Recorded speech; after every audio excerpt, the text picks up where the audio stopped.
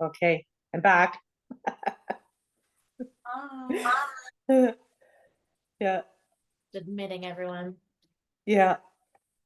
I'm Diana, getting faster at typing it all in.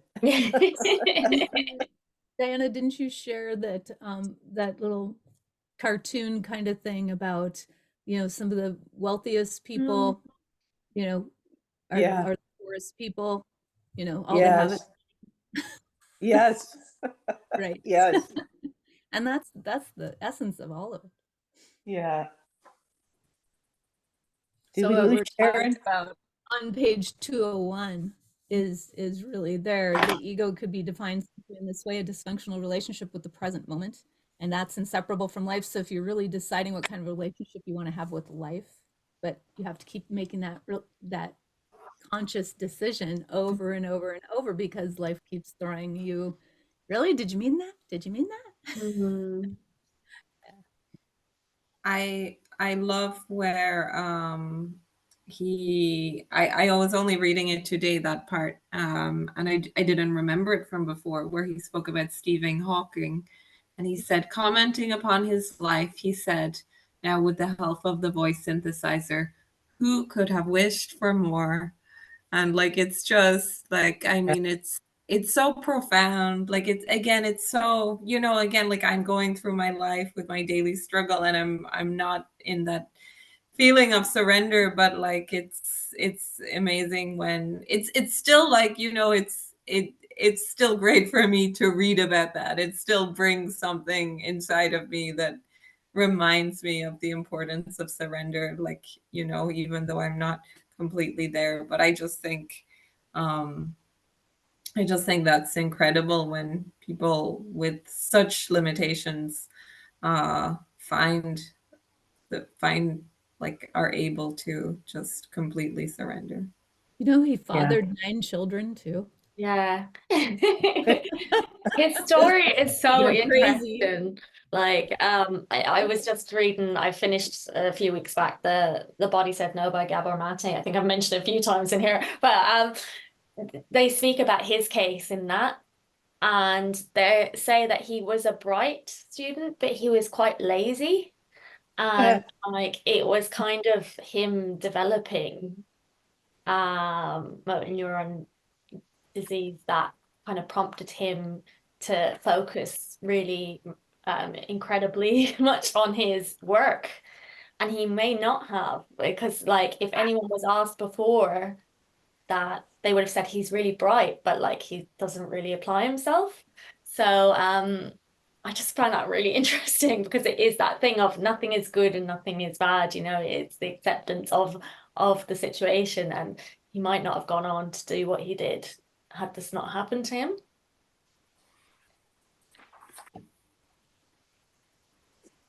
I also there's 216, and I like that. And again, that goes, yeah, it's something that I always remember from the book. It's, if you're content with being nobody in particular, content not to stand out, you align yourself with the power of the universe.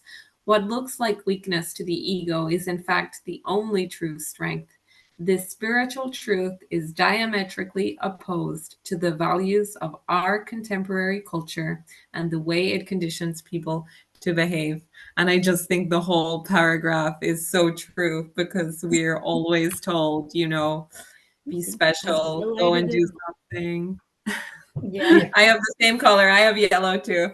Yep. Um, Totally and it's highlighted. funny as well. I think for myself, this is something that I've noticed the last few years. Like, of course, when I hear about, often when I hear about like a success story, like that person made this amount of money with this business, I'm like, oh, that's kind of cool. Like, what a great idea. But like, if I'm really honest with myself, the people that I respect most and I look up to most are just like people that are just simple and happy, like with who they are. Like, and they don't, like kind of Eckhart in a way, but like anyone that I've come across, and maybe they haven't achieved the most, but like they like, or achieved much, like, as again we would consider achieving much, but like people who are just content with themselves, content with their lot, you can feel their presence, like when I'm honest, like this is actually like what I respect most in people, as opposed to like somebody that went and made billions of dollars of doing something that I probably am not that interested in. Yeah. And so And working like 20 hours a day almost, like these people who sleep like for 4 hours and then they get up and they do. I say there's all those books why CEOs get up at 5 a.m. and like kind of this hustle culture that's so embedded into that. And I'm exactly the same. Like I think you're sort of taught, oh, you should be idolizing these people, but actually, like, are they happy? Like, really? They're just accumulating lots of stuff and they think success is, the way to make themselves happy. And maybe some of them are, but I don't think it's a way that I want to be happy. Well, Yeah. that's the And it's culture not we real. live in. It's not true happiness. Mm, No. Well, But and you it's know our what? culture having At the same time, some people don't even know it. yeah. But having an economic based culture that we're in, that's the epitome of what we're supposed to be attaining. That's what we're taught from very early. We were raised to be worker bees. Our school systems dumb people down to be worker bees. Truly, I mean, if you think about it, we were totally controlled by religion at first. People were put in fear of of religion, this omnipotent being that do it right, do it the way we say or you're going to hell, right, basically. But who is the we? I always say Jesus wasn't a Christian and Buddha wasn't a Buddhist and Muhammad was not a Muslim. They became labels afterwards by somebody else. So finding that essence, that's a wisdom-based society. And I did get very excited when in the United States that Marianne Williamson ran for president, because I'm hoping that there's a wisdom-based society in my lifetime that we can get away from this economic structure. But that's the only thing that's going to save the planet by humans.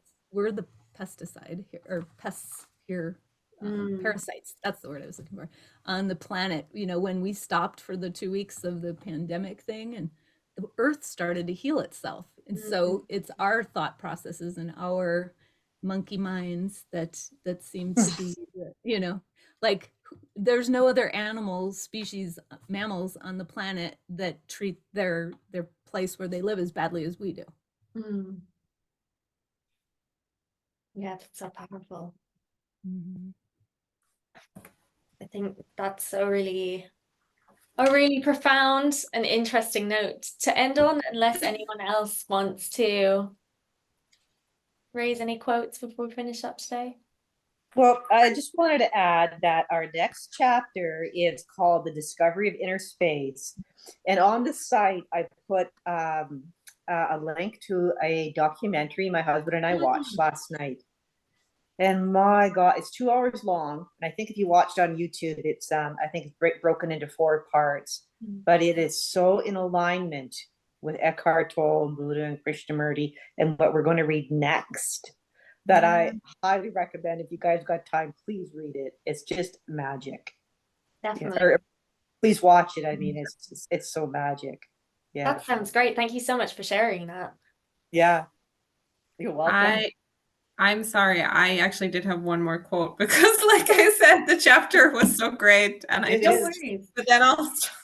There's loads in it. So go ahead. Yeah. There's. Oh, I like. Okay, but actually, this isn't the one. But it's going back to abundance. But I'm gonna get back to the quote that I'm gonna read. For Jesus puts it like this: for to the one who has more will be given, and from the one who has not, even what he has will be taken away. I love that, but that was a bit about the abundance.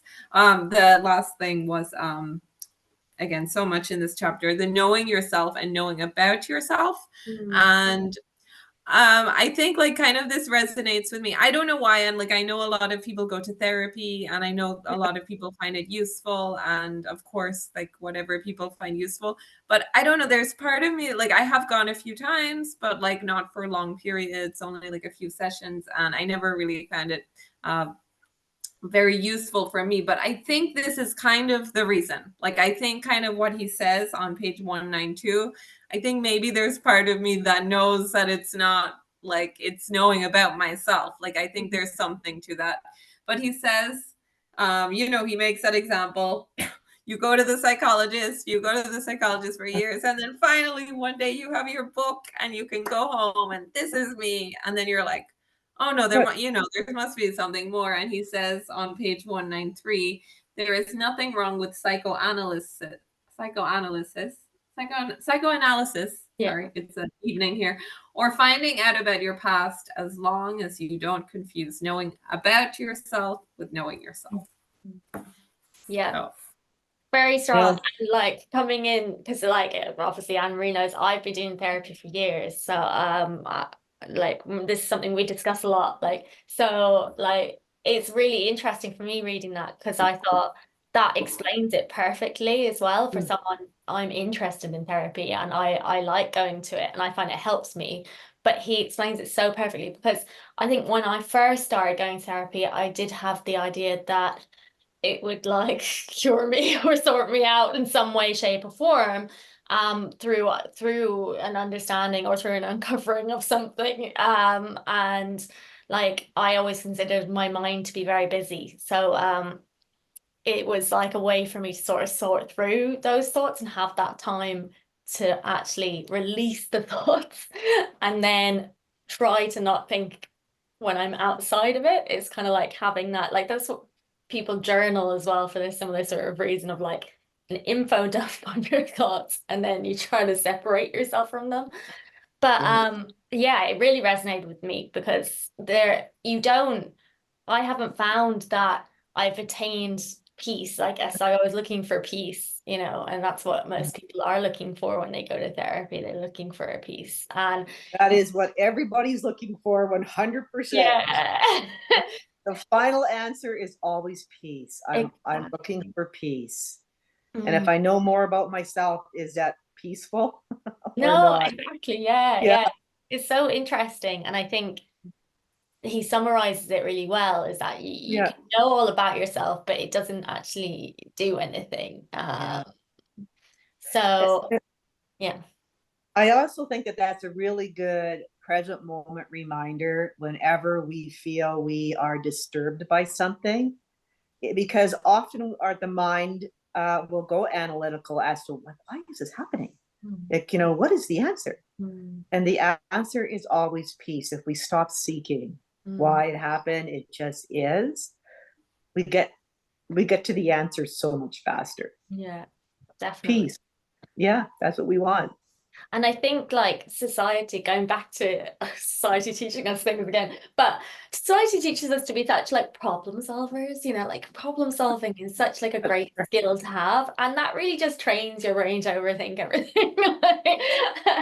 And I think that's where I was coming at, certainly in my early days of therapy, was like, there's a problem here. And like, I'm going to find out what the issue is. And, once I know more, I'm going to understand and I'll be able to like fix it. So yeah, realizing that that's not the way our thoughts work, and that's not the way our spirits work, and this connection with everything, really is where the peace is. But yeah, there's no harm in knowing a lot about yourself, but just not confusing it, as he says, with knowing yourself. And yeah, and all the steps that we've taken in the past brought us to where we are today. Nothing was lost. Yeah, it all brought us to this point. And it's all a spiral. It's you keep coming back, but maybe at a 1/8 of an inch closer in your spiral every time. You kind of keep coming back through the same things until you really get it. And you get it a little bit differently. It's like going back and rereading a book 5 years after you read it the first time. You're going to get something completely different because you're completely different by all the experiences you've accumulated at that point. But yeah, I'm a therapy person too. but I was made to go to therapy when I first got diagnosed. So they said, you can't treat it. And I'm like, well, I don't have to accept this. It doesn't mean that's who I am, right? So the therapist actually agreed with me, which was really kind of cool. And then told me I had issues with my mother. Oh my God, I wasn't even thinking about stuff like that. No kidding. And who doesn't have issues with their mother? No, except being a mother, you don't want to hear that. Because now I'm like, oh, are my kids gonna feel like I do about my mom? Anyway. I'm sure my daughter has issues with her mother. And I'll watch But my I'm a therapy grandchildren have person. issues with theirs, you know. So Oh, yeah. that's why grandparents and the grandkids get along so well. Yes, Yeah. absolutely. So true. But I went to therapy and I'm going to therapy, and I think that if you get the right one, and I got a right match the second time around, I come and I say, I think I have a problem when I communicate with certain members of my family. It doesn't seem like I'm doing right because they're getting upset. And they help me through some things that I might try, things like that, to make me a better communicator and a kind, it would, some people, like, I'm very direct. Some people think that is not good when you're close to them and your family. So I have to listen, validate. And I can do that in groups like this, but sometimes in a family area, when somebody has a problem, when you talked about solving problems, my issue is I'm a problem solver. People don't, that my daughter keeps saying, I just want to vent to you. I don't want you to solve my problem. I jump right into, well, you could do this or this or this, but I've learned that that's not always the correct way to go. I was being a bulldozer and I had to face it.